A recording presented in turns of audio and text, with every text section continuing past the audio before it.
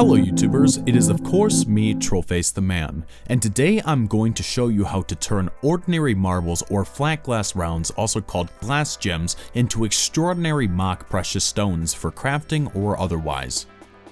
This process is extremely simple and will just require some transparent glass marbles or glass gems along with a bowl of ice cold water and an oven. Heat-resistant gloves such as welder's gloves or the humble oven mitt will be a good idea too, but if you don't have that, in the least you'll need some tweezers or tongs to grab the hot glass. Basically all that goes into this is we're going to preheat our oven between 250 through 500 degrees Fahrenheit or 121 through 260 degrees Celsius.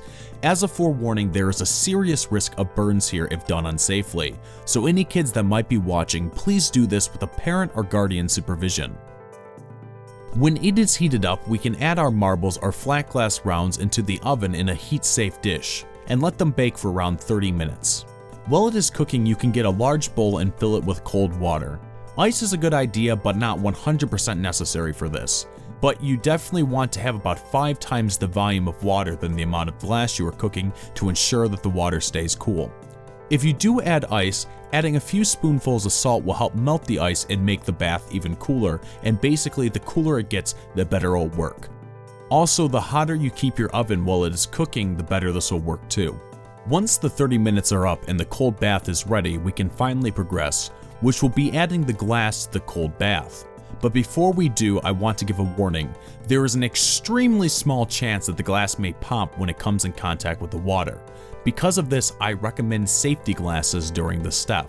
So far, I've done about 200 of these though and had no issues. If you have heat-resistant gloves, you may be able to just take the dish of marbles and pour them directly into the cold water. But be careful, as though they help a lot, most gloves will only give you maybe 10 to 15 seconds before they start getting too hot to hold at 500 degrees Fahrenheit or 260 degrees Celsius. Let the glass sit in the dish for about 1 minute. By then they should be cool enough to handle and you can pick them up and appreciate the fractures you have generated. A very cool way to turn basic marbles into something much more interesting. I'll show you the gems in just a second, as they turn out pretty cool too. But before that, I want to demonstrate what to do if you do not have heat-resistant gloves. It's quite simple, although a bit tedious. You can use tongs or tweezers to transfer the hot marbles one or a few at a time to the cold water. Be extremely careful not to drop them on yourself or your floor, as they will most definitely burn stuff. Here is a few shots so you can see the reaction happen as I put it into the water. Basically what we are doing is exploiting a phenomenon called thermal shock. When we put the glass into the oven and heated it, it expanded slightly, but because it was done over a long period of time, it expanded evenly and thereby stayed intact. However, when we chill it by forcing it into the ice bath, the outside of the glass cools rapidly and contracts inward while the center of the glass remains expanded. The amount of pressure the contracting outer layer of glass exerts on the expanded inner layer causes the inner layer to fracture due to the extreme stress. This results in an amazingly unblemished outer layer of marble, yet a completely shattered inner layer. The marbles are still extremely strong though. Let's try the glass gems now. You can see that they turn out quite stunning too, maybe even better than the marbles. Now the reason this actually works is because of the semi-rounded structure of the marbles and glass gems, which allows for the pressure to be pulled inward much like a Rupert Straub.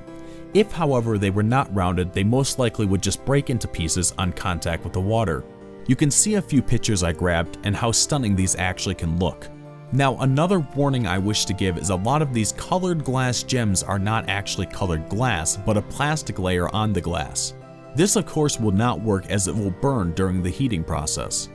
You can test this by carefully scratching the surface with a knife and seeing if there's any plastic on it, or breaking a bead in half and seeing if the inside is transparent. The plastic coated ones tend to not feel so cold to the touch either. Many people use these for fox gems and makeshift jewelry such as earrings or especially necklaces or other crafts.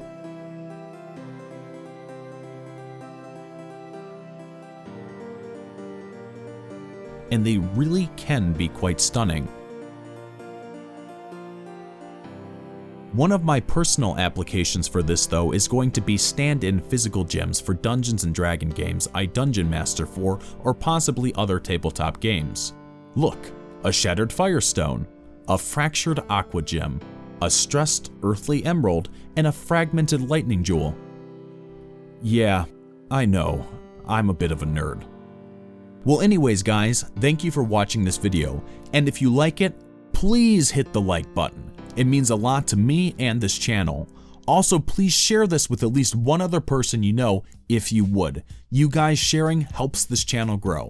And drop me a comment if you have any questions or would like to just say hi. I really do appreciate it. And lastly, thank you to my awesome Patreons who support help buy the supplies for this video. You guys are amazing. And if any of you out there are interested in also supporting this channel and getting access to certain videos early and credits after the main vids, I'll leave a link in the description and the comments below. Thank you guys again for watching, and bye!